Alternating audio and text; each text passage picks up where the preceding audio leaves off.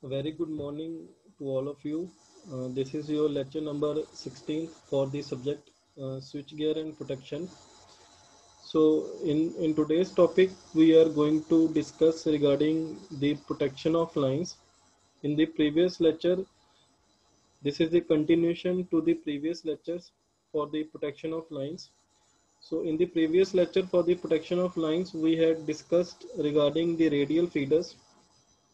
So in radial feeders, there are two categories: definite distance relays or inverse time relays. So in definite distance relays or inverse time relays, but in case of radial feeders, there is one important drawback, that supply is from generator supply is from generator to the load end. Only a single feeder is connected between the generator and the load side. So so the circuit breakers are connected in between them in case of radial feeders, but there is a one major drawback in case if a fault occurs in the feeder. There is a one major drawback: if a fault occurs between in any section of the feeder, then the whole section has to be isolated. So in that case, there is discontinuity of supply from the generator to the load end. Okay. So there is a disconnectivity of supply from the generator to the load end. Okay. So in the case of parallel feeders, we have to there are two feeders that are connected in parallel: feeder number 1 and feeder number 2. There are two feeders that are connected in parallel. This is a parallel feeder case. Uh, it overcomes the disadvantage that occurs in radial feeders. So if let us suppose if a fault occurs across this feeder, so continuity of supply can be maintained from the feeder to the load end.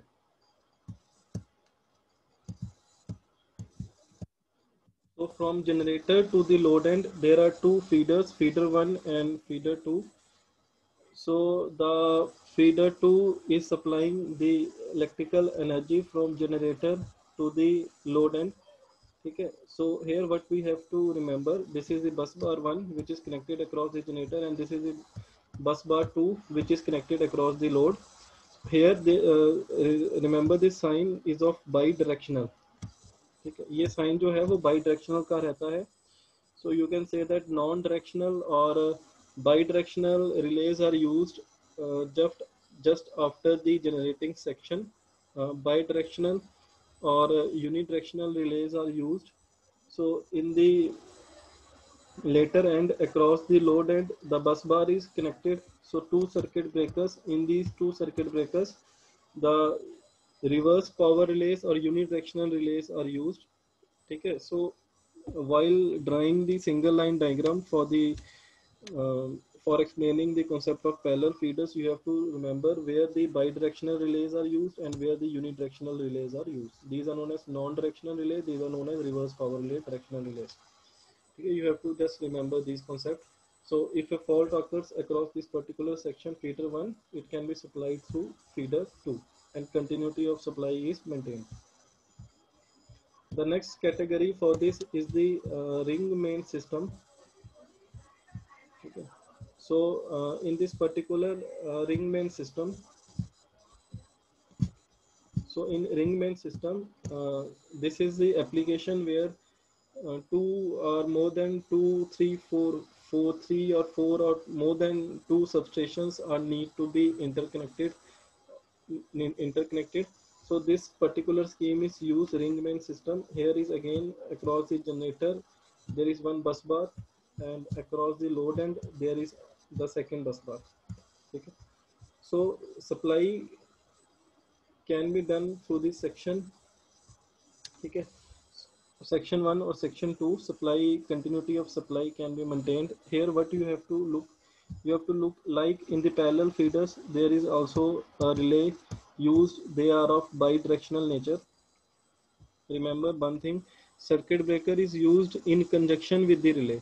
So when I talk regarding the relay, it is similar that I am talking regarding the circuit breaker also, because both are connected in the same conjunction. So across the generator end there are two bidirectional relays connected. So across the load end there is unidirectional relays connected. Okay, so generator end में bidirectional relays are connected, or across the load end there are two unidirectional relays are connected. Okay, so in between them all these substations S1, S2, S3, S4 are interconnected. Okay, so we have to analyze here the two groups. The one group is the outgoing group and the another group is the incoming group. For the outgoing group you can write A, C, G. The outgoing group can be categorized as A, relay A, C, E, G, I. Okay, when we consider this loop, then we can say that the outgoing groups involve A, C, E, G, I relays with a time setting of 2.5 to 1.5, 0.5 seconds. When we consider the another case, incoming case around this loop, then the relays which are used are J. These are incoming group relays J, H, F, D, and B. These are the incoming relay groups. Okay. So let us suppose if a fault occurs at point F, so incoming group relays can operate or the outgoing group can relate, but the continuity of supply is maintained through the incoming or out group substations. Continuity of supply can be maintained through G, S1, S2, or it can be maintained through G, A, S1, S2, or it can be maintained through G, J, S4, S3. So in this manner, continuity of supply can be maintained from the upper side or from the lower side without uh, disturbing the consumer end. So this is all regarding the um, time graded system relays. So thank you guys. Meet you in the next video.